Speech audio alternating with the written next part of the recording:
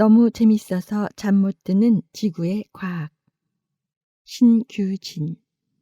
더 난 출판. 7.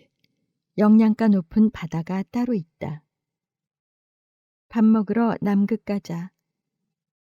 적도의 바다에서 태어나 이제 겨우 6개월 된 아기 고래는 배가 고프다. 엄마 젖을 빨아도 나오는 게 별로 없다. 입을 벌려 바닷물을 흠씬 들이켜보지만 적도의 바닷물은 영양가가 별로다. 엄마 고래는 남극의 바다로 돌아갈 때가 되었다고 생각했다. 적도의 바다에는 천적이 없어서 새끼를 기르기에는 수월했다. 그러나 늘 배가 고팠다. 남극의 바다에서는 입만 벌리면 먹을 것이 우수수 쏟아져 들어오곤 했다. 크릴 새우 무리가 입속에서 팝콘처럼 폴짝폴짝 튈 때 밀려오는 그 행복감이란. 이제 새끼를 데리고 여행길에 오를 때가 되었다. 고돌아, 밥 먹으러 가자. 응? 엄마 어디로? 남극. 남극? 얼마나 가야 하는데? 8,000km. 적도의 바다는 맑고 푸르다. 그렇지만 산소가 부족하고 영양염도 부족하다. 당연히 플랑크톤이 적기 때문에 다른 바다에 비해 물고기도 적은 편이다. 남극 주변의 바다는 식물성 플랑크톤, 동물성 플랑크톤, 갑각류가 풍부하다. 물이 차가워서 멸치처럼 허약한 놈들은 견디기가 어렵지만 지방층이 두껍게 발달한 고래나 바다표범, 물개나 펭귄은 문제될 게 없다. 적도의 바다보다 남극의 바다에 먹을 것이 풍부하게 들어있는 까닭은 무엇일까? 해양 삼층 구조와 영양염. 물에 녹아있는 산소를 용존산소라고 한다. 물에 녹아있다라고 하면 설탕이나 소금이 연상된다. 그래서 어떤 물질이든 온도가 높아야 많이 녹을 것 같은 착각이 든다. 그러나 기체는 설탕이나 소금과는 달리 온도가 낮은 물에 많이 포함될 수 있다.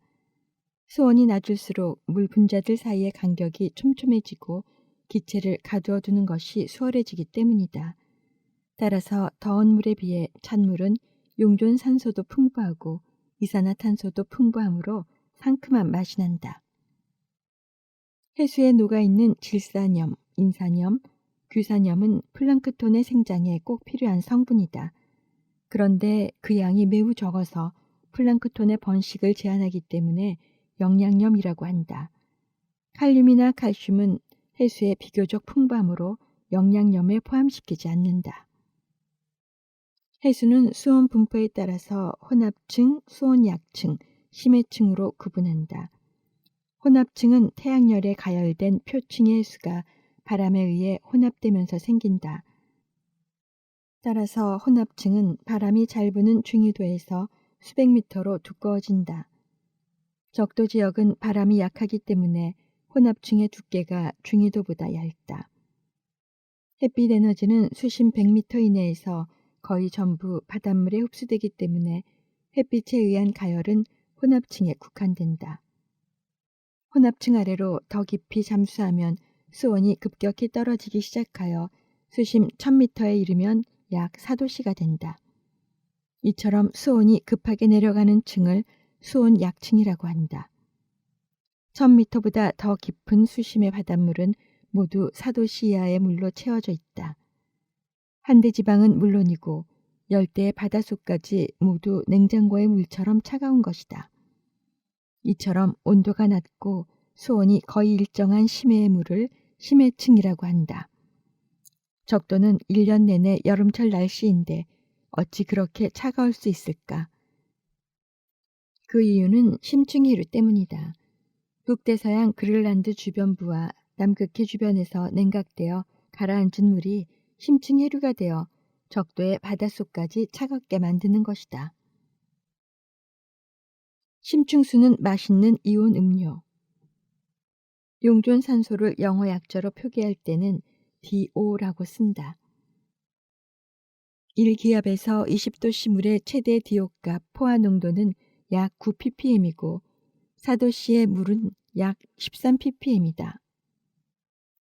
ppm은 100만 분의 1, 물 1톤 중에 1g, 1세제곱미터 중에 1cc, 물 1리터 중에 1마이크로그램.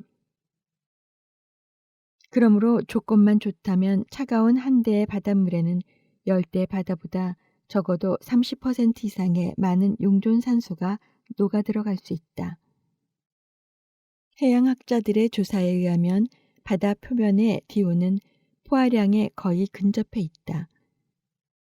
그 이유는 대기 중의 산소가 물에 녹아 들어가고 강합성을 하는 식물성 플랑크톤이 산소를 뿜어내고 있기 때문이다. 따라서 수온이 높은 열대의 바다에 비해서 수온이 낮은 한대 해양의 표층에 용존산소가 풍부하다. 그런데 바다 표면에 풍부한 용존산소는 수심 100m 정도까지만 유지될 뿐이고 수심이 깊어질수록 급격히 감소하여 수심 1000m 정도에서 최소값으로 떨어진다. 100에서 1000m 구간의 수심에서는 미생물의 유기물 분해와 수중생물의 호흡으로 인한 산소의 소비만 있고 산소를 생산하는 광합성이 일어나지 않기 때문이다. 그러나 수심 1000m보다 깊어지면 생물 밀도가 급격히 떨어지므로 용존 산소량은 다시 증가한다. 표층해수의 영양염 농도는 거의 0에 가깝다. 플랑크톤이 번식하면서 영양염을 전부 소비하고 있기 때문이다. 그러나 수심이 깊어지면 생물의 시체가 분해되면서 영양염이 축적되므로 영양염은 점차 증가한다. 그러므로 물고기들에게 심충수는 맛있는 이온 음료라고 할 수 있겠다. 물고기들의 축제가 열리는 수역. 강합성을 하는 식물성 플랑크톤의 생장 환경은 수심 100m 이내로 제한된다. 그 이유는 햇빛 에너지가 수심 100m 이내에서 99% 흡수되기 때문이다. 그런데 플랑크톤의 생장에 필요한 영양염은 바다 표면에 거의 없고 심충수에 풍부하다. 심충수에 풍부한 영양염을 플랑크톤이 쉽게 획득할 수 있는 방법은 없을까? 심해의 물이 표층으로 상승하는 현상을 용승이라고 한다. 용승이 일어나면 영양염도 함께 떠오르게 되므로 플랑크톤의 양도 부쩍 늘어나게 되어 좋은 어장이 형성된다. 그런데 적도지방은 따뜻한 표층수 밑에 수온 약층이 형성되어 있어서 심층수가 상승하는 것을 차단하고 있다. 그럼에도 불구하고 적도의 동태평양 지역은 무역풍에 의해서 심층수가 상승하기 때문에 세계적인 어장으로 손꼽힌다. 이는 동풍인 무역풍의 마찰에 의해 표층의 바닷물이 서쪽으로 밀리기 때문에 일어난다. 동태평양의 수면이 낮아지면 부족한 물을 채우기 위해 심층수가 위로 떠오를 수밖에 없다. 이를 적도 용승이라고 한다. 동해안에서는 남풍이 불 때 용승이 일어난다. 남풍이 불면 코리올리 효과에 의해 표층의 물이 동쪽으로 이동하기 때문이다. 해안의 서쪽은 육지에 의해 가로막혀 있으므로 표층의 물이 동쪽으로 이동한 경우 심층에서 물이 상승하는 현상이 생기는 것이다. 따라서 남풍이 부는 여름에는 동해안의 심층수가 위로 상승하므로 좋은 어장이 형성될 수 있다. 그렇지만 수온이 내려가면 냉해로 인해 양식업은 피해를 입을 가능성도 있다. 수온 하강에 의해 양식업에 피해를 입었을 때 자연재해임을 입증하면 지자체로부터 피해 보상을 받을 수도 있으니 용승에 대해 알아두면 쓸모가 있다. 동해안의 기후가 여름에 서늘한 것도 용승에 의한 영향이 한몫을 한다. 한류와 난류가 부딪히는 조경수역은 영양염이 떠오르기 좋은 조건을 갖춘 곳이다. 찬물과 따뜻한 물이 섞이는 과정에서 와류가 발생하고 상하 혼합이 활발해지기 때문이다. 물의 상하 혼합이 왕성할 때 해양 생물들은 축제를 벌인다. 산소와 영양염이 풍부하게 공급되는 환경이 조성되기 때문이다. 동안 난류는 북한에서 내려오는 북한 한류와 만나 섞이면서 조경 수역을 이루며 쿠로시오 해류도 러시아 캄차카 반도를 지나 남하하는 오야시오 해류와 충돌하는 지점에서 조경 수역을 이룬다. 이와 같은 조경수역은 대서양이나 인도양이나 난류와 한류가 충돌하는 지점에서 모두 형성되어 있는데 특히 심층의 물이 위로 상승하는 용승류가 발달하는 곳에서 좋은 어장이 형성된다. 이는 수심이 깊은 곳에 가라앉아 있던 영양염과 산소가 위로 떠오르기 때문에 생기는 현상이다. 10일. 꿉꿉한 날씨의 비밀. 4월 5일 민정이의 일기. 소나기는 상쾌한데 부슬비는 꿉꿉해. 오늘은 식목일이다. 어제 밤새도록 비가 내렸지만 아침에는 구름이 걷히고 비도 그쳤다. 오전에 반 친구들과 나무를 심으러 학교 뒷산에 갔다. 후덥지근하니 이마에 땀이 났다. 일기예보에서 오늘 낮 기온은 20도씨라고 했는데 입은 옷이 눅눅해서 불쾌했다. 그렇지만 땅이 젖어 있어서 나무 심기에는 좋았다. 저녁 무렵에 서쪽에서 먹구름이 몰려왔다. 학교 식당에서 저녁 급식을 먹고 나오는데 소나기가 쏟아졌다. 물방울이 틀 정도로 세차게 쏟아져서 우산을 썼는데도 바지가 다 젖었다. 밤 9시에 야간 자습을 마치고 집에 가려고 나오니 더 이상 비는 오지 않았다. 신선한 바람이 불어와서 기분이 상쾌했다. 서쪽 하늘에 반쪽 달림이 환하게 빛나고 있었다. 민정이의 일기처럼 가는 비가 오랫동안 내린 뒤에는 꿉꿉하여 불쾌한 느낌이 드는 경우가 흔하다. 이처럼 꾸물꾸물한 날씨에는 어르신들 신경통도 더 심해진다. 하지만 수직으로 솟은 시커먼 구름이 몰려와 한바탕 세차게 소낙비가 퍼붓고 지나간 뒤에는 오히려 개운한 느낌이 들 때가 많다. 이와 같은 차이는 단지 기분 탓일까? 아니면 다른 이유가 있는 것일까? 날씨의 비밀을 알기 위한 기상학 기초 지식. 저기압. 지상일기도에서의 저기압. 해발고도 영인면에서 수평 방향으로 비교했을 때 주위보다 공기 압력이 낮은 지역. 고기압. 지상일기도에서의 고기압. 해발고도 영인면에서 수평 방향으로 비교했을 때 주위보다 공기 압력이 높은 지역. 기단. 공기의 온도와 습도가 거의 균질한 수평 규모 1000km 이상의 공기 덩어리. 전선면. 찬 기단과 더운 기단의 경계면. 전선.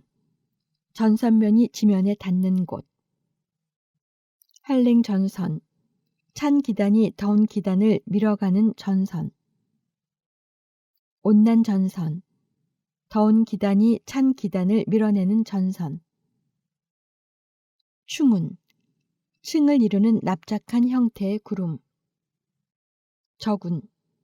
뭉게뭉게 수직으로 솟는 형태의 구름. 권운. 높은 하늘의 실구름, 새털구름 형태의 구름. 변덕스런 날씨에도 패턴이 있다. 일기예보에서 다루어지는 저기압, 고기압의 개념은 수천 킬로미터 범위의 수평 규모를 가지는 경우에 해당한다. 그러므로 저기압, 고기압의 시스템을 이해하려면 거인의 눈으로 지구를 내려다 보아야 한다. 북쪽의 찬 공기를 북군, 남쪽의 더운 공기를 남군이라고 하자. 북군은 남하하려 하고 남군은 북진하려고 한다. 그런데 지구는 빠르게 회전하는 무대와 같다. 회전하는 무대 위에서 진행하는 물체는 코리올리 효과가 생기므로 북군과 남군의 진격 방향은 각각 오른쪽으로 휘어지게 된다. 남반구에서는 왼쪽으로 휘어진다. 코리올리 효과. 지구는 회전하는 거대한 공과 같아서 지표의 회전 속도가 지역마다 다르다. 따라서 포탄처럼 먼 거리를 날아가는 물체를 관측하면 북반구에서는 오른쪽, 남반구에서는 왼쪽으로 휘어지는 것으로 관측된다. 이러한 효과를 코리올리 효과라고 하며 이때 작용하는 가상의 힘을 전항력이라고 한다. 그 결과 북군은 자신의 진행 방향 오른쪽에 해당하는 서쪽 방향으로 밀고 내려오고 남군은 동쪽 방향으로 밀고 올라간다. 이 과정에서 중간에 놓인 저기압은 반시계 방향으로 회전하는 소용돌이 형태가 된다. 이때 북군과 남군이 대치한 경계선을 전선이라고 하는데 찬 공기인 북군이 밀려 내려오는 서쪽의 전선을 한랭 전선이라고 하고 더운 공기인 남군이 밀고 올라가는 동쪽의 전선을 온난 전선이라고 한다. 일기도의 전선을 표시할 때에는 깃발이 나부끼는 철책선 모양으로 그린다. 한랭 전선은 긴 선에 뾰족한 삼각형 깃발을 붙여서 표시하고 온난 전선은 둥근 깃발을 붙여서 표시한다. 저기압을 입체 상태로 보면 전선은 전선면이 된다. 전선면에서는 찬 공기가 더운 공기를 냉각시키게 되므로 구름이 발생한다. 목욕탕 내부의 더운 공기가 환기구를 통해 빠져나오면서 외부의 찬 공기와 접촉하면 하얀 기무로 변해서 무럭무럭 피어나는 원리와 같다. 온난 전선면에서는 남군이 북군을 밀어가지만 더운 공기는 가볍기 때문에 찬 공기를 미는 일이 다소 버겁다. 따라서 온난 전선면은 이동 속도가 느리고 기울기도 완만해진다. 기울기가 완만한 온난 전선면에서는 납작한 담요처럼 넓은 지역을 덮는 충운 구름이 주로 만들어진다. 충운은 두께가 얇기 때문에 구름에서 만들어지는 빗방울의 크기도 크지 않다. 따라서 온난 전선면이 지나가는 지역에서는 가는 비가 장시간 내리게 된다. 한랭 전선면에서는 찬 공기가 불도처럼 밑으로 파고들기 때문에 온난한 공기는 전선면 위로 가파르게 상승하면서 뒤로 밀린다. 따라서 한랭 전선의 이동 속도는 빠르며 전선면에서는 구름이 수직으로 뭉게뭉게 피어오르며 두껍게 발달한다. 수직으로 발달하는 저군이라고 하며 강한 비와 천둥 번개를 동반하는 대형 구름은 정란운이라고 한다. 한랭 전선의 이동 속도는 빠르기 때문에 굵은 비는 오래 내리지 않는 것이 일반적이다. 한랭 전선의 이동 속도가 온난 전선보다 빠르므로 결국에는 두 전선이 하나로 합쳐져서 폐색 전선이 된다. 폐색은 공기의 흐름이 폐쇄되어 막혔음을 의미한다. 따라서 상승 기류가 멎고 주위와의 기압차가 해소되면서 저기압도 차츰 소멸하게 된다. 기압 변화에 따른 세포의 변화. 지표면의 평균 기압은 1기압이다. 1기압은 약 1kg의 물체가 1제곱센티미터의 면적을 내리누르는 힘과 같다. 우리가 그 힘을 평소에 느끼지 못하는 이유는 인체 내부의 압력이 그와 동일하게 밖으로 작용하고 있기 때문이다. 1기압의 압력이 얼마인지를 대략이라도 느끼고 싶다면 길이 1.3m 정도의 철근 막대를 세로로 세워서 이마 위에 올려놓아 보면 된다.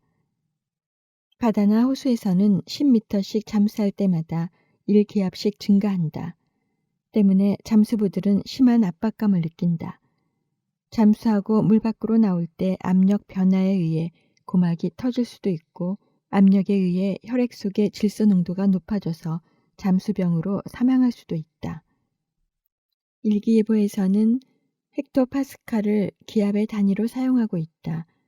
1기압은 1013 헥토파스칼에 해당하며 일반적으로 고기압과 저기압의 기압차는 20에서 40 헥토파스칼 정도이다.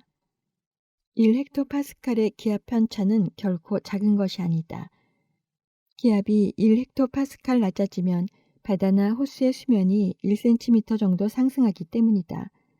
마찬가지로 기압이 낮아지면 물리학적으로 몸을 이루는 세포와 기관들이 팽창 압력을 받을 것으로 예상할 수 있다.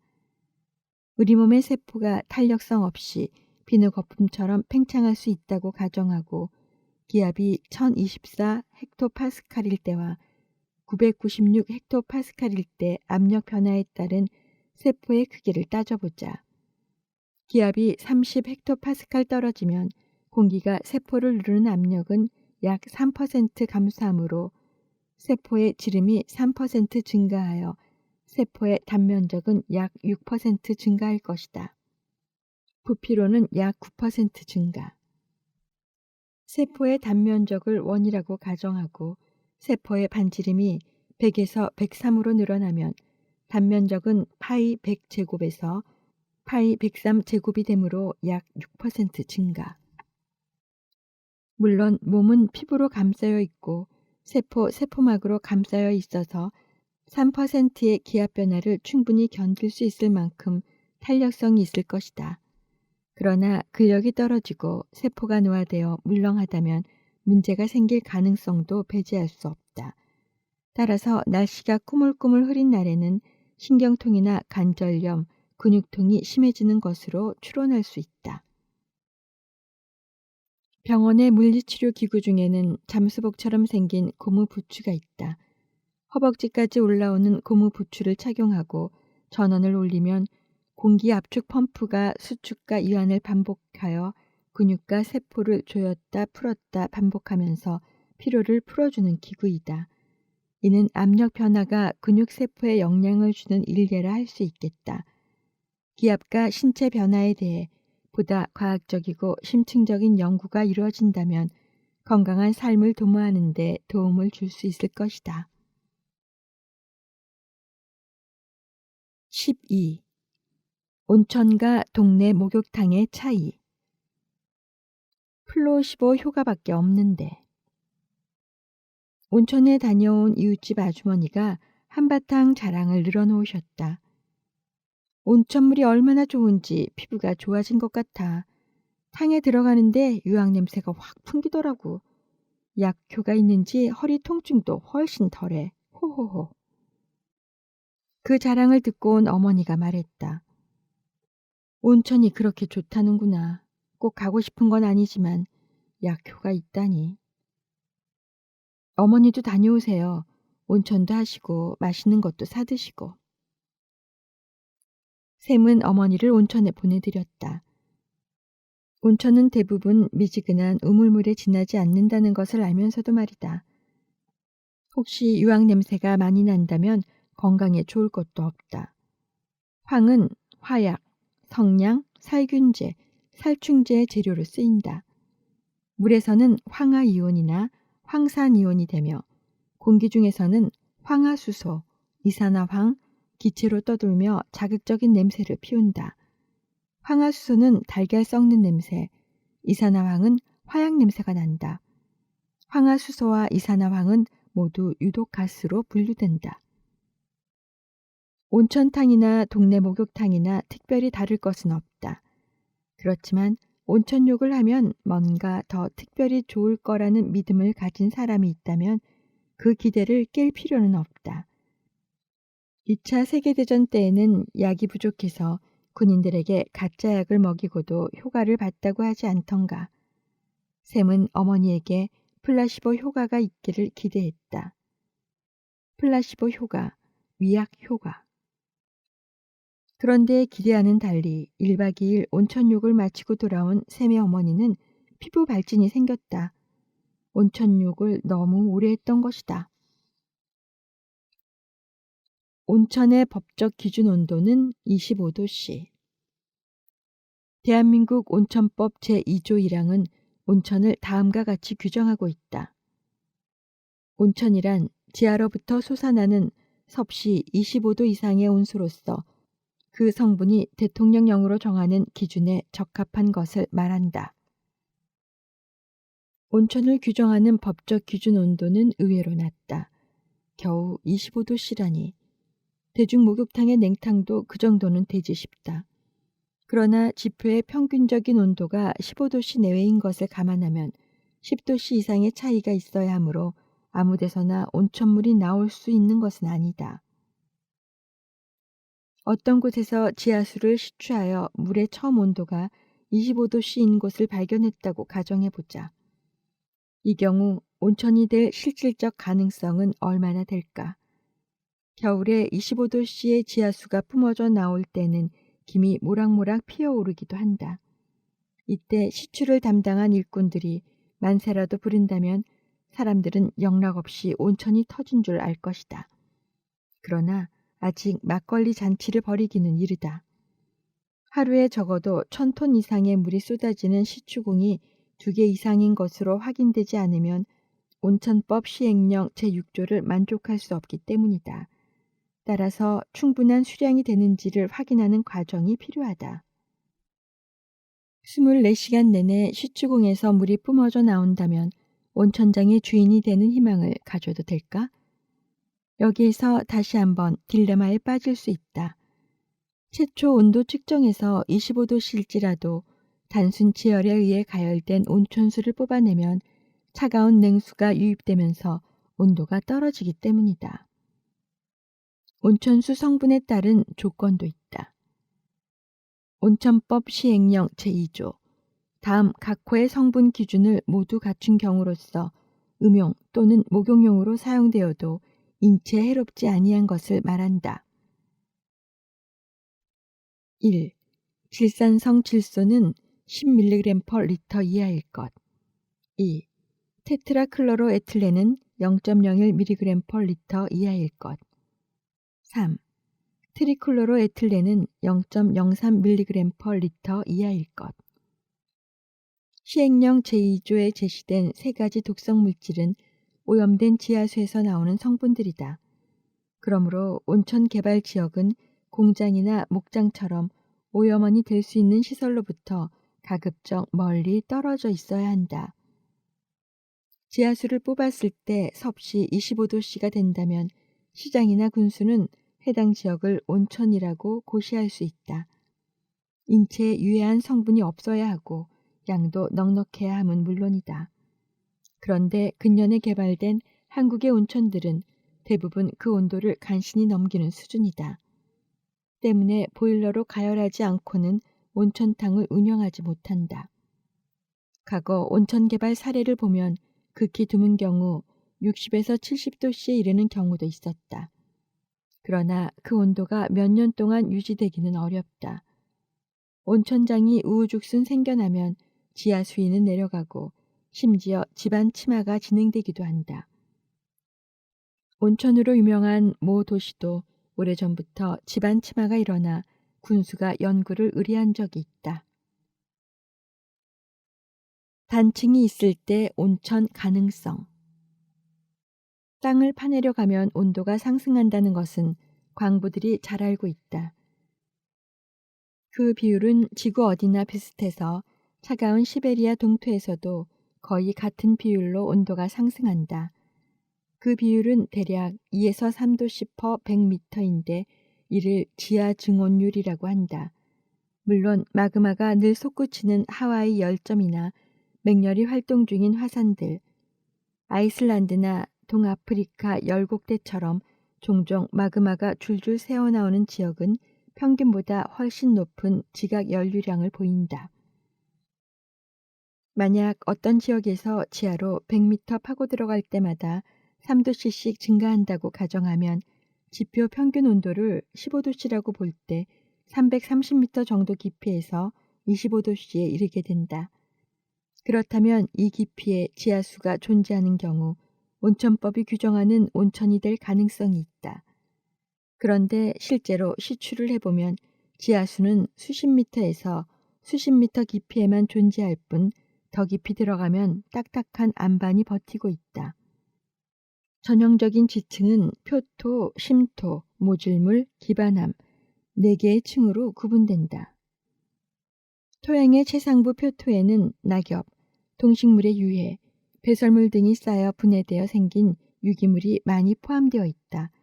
각종 세균과 애벌레를 비롯하여 지렁이, 땅강아지, 두더지도 사는 곳이다. 256분의 1mm 이하 크기의 점토나 1마이크로미터 이하의 콜로이드는 빗물에 섞여서 지하로 침투하여 심토를 만든다. 심토는 표토가 먼저 생긴 후에 고온 입자가 침전하여 만들어지므로 풍화가 오래 진행되어 성숙한 토양일수록 두꺼워진다. 심토의 하부로 계속 파고 들어가면 굵은 자갈과 바위 덩어리가 나오기 시작한다. 그 자갈들은 보다 더 깊은 기반암이 깨져서 생긴 것들로 모질물이라고 한다. 모질물이 나오는 깊이는 수미터 이내일 수도 있고 수십 미터 정도일 때도 있다. 모질물이 굵어져서 바위 덩어리가 나오기 시작하면 해머로 때리는 방식의 시추는 더 이상 진행하기 어렵다. 이때부터 시추는 인조 다이아몬드로 코팅된 파이프 드릴을 장착하고 안반을 뚫는 방법으로 전환한다. 파이프 드릴이 고속 회전하면서 안반을 뚫을 때는 고열이 발생하므로 물을 주입하여 굴착한다. 그러지 않으면 드릴과 암석이 들러붙어 버리기 때문이다. 단단한 기반암은 물이 스며들기 어렵다. 따라서 지하수는 기반암 위에 모질물과 심토에 머물게 되는데 지하수가 포함되어 있는 지층을 대수층이라고 한다. 지열이 높은 화산지대에는 노천 온천이 발달하기도 한다.